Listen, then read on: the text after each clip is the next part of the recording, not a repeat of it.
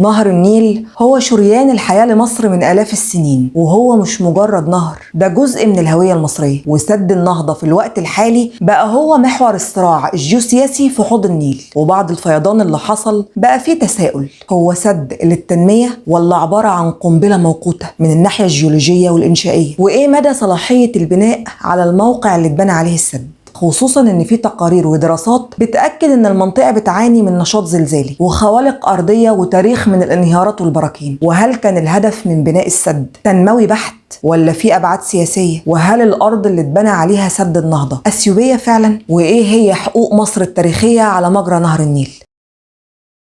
الأول عايزين نعرف إيه سبب الفيضان اللي حصل، اللي اتقال إن إثيوبيا خزنت مية الفيضان السنة اللي فاتت، ولما جه الفيضان السنة دي ما صرفوش المية، فبقى ورا السد عبارة عن قنبلة مائية لو انفجرت مش هترحم حد في طريقها. طيب ليه خزنوا المية؟ علشان يرفعوا منسوب المية في بحيرة السد لمستوى كافي يسمح بتشغيل التوربينات لتوليد الكهرباء، لأن كل ما زاد كمية المية المخزنة زاد قدرة السد على تشغيل التوربينات. ولكن اتقال ان نزلت امطار كتيره على هضبه الحبشه اللي هي الهضبه الاثيوبيه، وده زود الميه جدا لدرجه انها كانت هتعدي من فوق السد، والسد اصلا مش مستحمل ضغط زياده، وهنشرح بالتفصيل في الحلقه. وبرغم كده التوربينات ما اشتغلتش، ولان جسم السد بقى مهدد بالانهيار اضطرت اثيوبيا لفتح بوابات السد علشان يصرفوا الميه من غير اي ترتيبات مسبقه مع السودان. فتحوا 4 بوابات، كل بوابة بتصرف 200 مليون متر مكعب من المية على 4 بوابات، يبقى 800 مليون متر مكعب من المية في اليوم. واللي كان مفروض تستوعبه السودان في الفترة الحالية 300 مليون متر مكعب بس، فجالها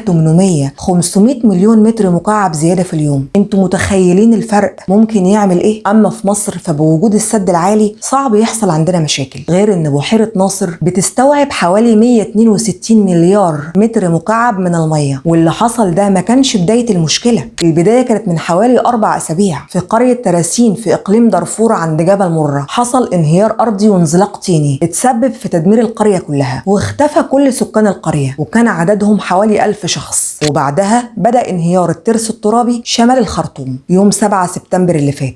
ووحدة إدارة الأزمات والمخاطر التابعة لإدارة المياه لوزارة الري في السودان أعلنت تحذير بالضوء البرتقالي لجميع القرى المحيطة بنهر النيل، وأعلنت عن احتياطات سريعة جدا. وقالوا إن في الأيام الجاية هيشهد السودان طوفان قوي، وكل السدود السودانية وضعها في منتهى الخطورة، والمتهم الوحيد سد النهضة. طيب يعني هي كل الكوارث دي ما كانتش ظاهرة في إثيوبيا؟ وصلت للسودان كده فجأة؟ وهنا هنتكلم عن كلام الدكتورة والمستشارة هايدي فاروق اللي اتكلمت كتير عن الأضرار المتوقعة بسبب السد في إثيوبيا، وقالت كمان معلومات أخطر من أضرار السد هتعرفوها معانا. بالنسبة للأضرار اللي حصلت في إثيوبيا، الدكتورة تواصلت مع مؤسسة تابعة لجامعة هاواي خاصة برصد الكوارث الطبيعية في وقتها من أجل عالم أكثر أمانا. المؤسسة دي مش بتمنع الكوارث الطبيعية، ولكن بتتنبأ بيها بحيث إن السكان ياخدوا احتياطاتهم أو يقدروا يهربوا من المكان. المؤسسة وضحت إن فعلا حصلت انهيارات أرضية في المنطقة المحيطة بسد النهضة، ومفيش حد اتكلم عنها غير المؤسسة دي وبعض المؤسسات العلمية. أول موقع حصل فيه انهيار كان في منطقة جندر عند بحر دارة، حصل انهيار أرضي، والمؤسسة ما أعلنتش عن أضرار الانهيار لأن مفيش كلام معلن من الجانب الإثيوبي. تاني انهيار حصل كان في منطقة ديري داوة جنوب نهر دارة، والموقع الثالث كان في منطقة هرر. ومعنى أن يكون في 3 انهيارات أرضية ده بينبأ بكوارث إنسانية كبيرة هتحصل. وطبعا إثيوبيا بتكتم على الموضوع لمصلحة استمرار الاستثمار في السد.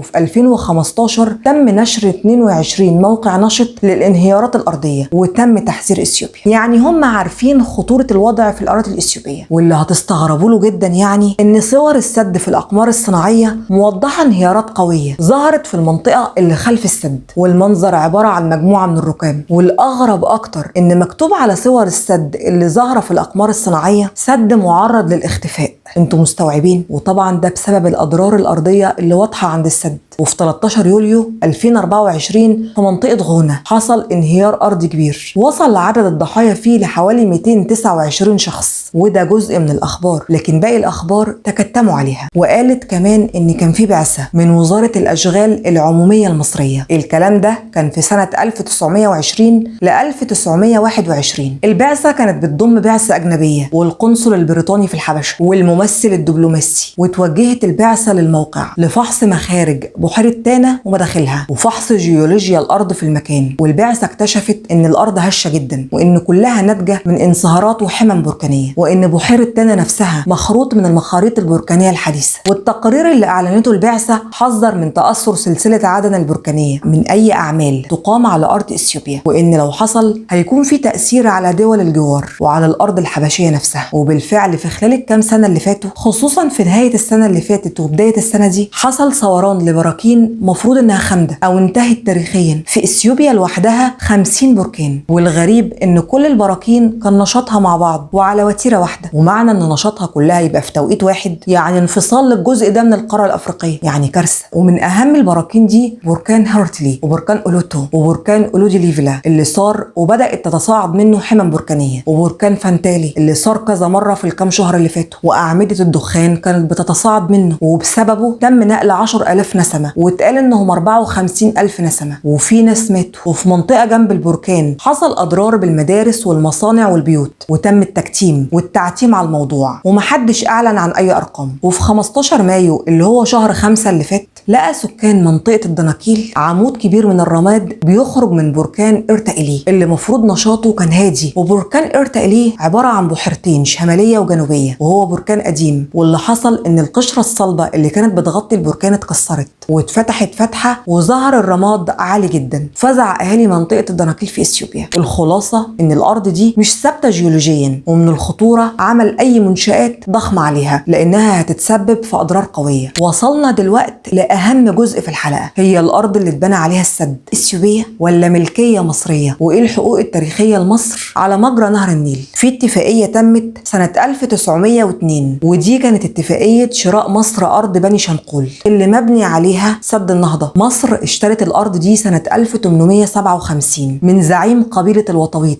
وكان اسمه محمد أبي شوك، واللي اشتراها منه كان الخديوي إسماعيل. وفي عام 1882 لما بدأت تحركات الحركة المهدية اللي كانت بقيادة محمد أحمد المهدي في السودان، اللي راحت منه وأعلن نفسه المهدي المنتظر، الحركة دي كانت ضد الحكم المصري التركي في السودان. وبسببها زعماء القبائل اللي كانوا بياخدوا رواتبهم من الدولة المصرية وكانوا بيديروا الموقع نيابة عن مصر بدأوا ينقلبوا على الحكم المصري. واتعمل مؤتمر دولي حضروا 5 دول عظمى، وقالوا إن لابد مصر تدفع من الخزينة المصرية للدول دي مبلغ مالي يندفع بشكل سنوي قصاد الاعتراف بعملية الشراء واحترام ملكية مصر للأرض. واندفعت الفلوس من وزارة المالية المصرية، يعني من جيب الشعب المصري. ولما تم الضغط على مصر علشان تتنازل عن 3600 كيلومتر حوالين نهر بارو والسباط لصالح إثيوبيا، فعلا مصر اتنازلت. وفي سنة 1902 اتعملت الاتفاقية الخماسية، ووقتها اللي وقع الاتفاقية دي نيابة عن مصر كان الحاكم المصري العام في السودان، ووقع حاكم إريتريا وحاكم إثيوبيا. وإثيوبيا وقتها كانت دولة مستقلة، يعني مفيش حجة، مع العلم ان اتفاقيات الاحتلال بتحترم وتنفذ برضه. وكمان وقعت على الاتفاقية إيطاليا وبريطانيا، وكان نص البند الثالث انه يتعهد ملك ملوك الحبشة بعدم القيام او السماح بالقيام بأي أعمال على مجرى النهر من غير موافقة بريطانيا والحاكم المصري العام في السودان، يعني مصر. ولكن اتفاقية 1902 انتهكت من طرف حاكم الحبشة، ووصل أنباء لوزارة الخارجية البريطانية من خلال السفير البريطاني في مصر ان ملك ملوك الحبشة اتخطى حدود الأراضي الممنوحة ليه، يعني بعد ال 3600 كيلومتر اللي مصر اتنازلت عنهم هو دخل على الأراضي اللي ملكيتها لمصر. المنطقة المحتلة اللي اتخذت هي اللي عليها السد.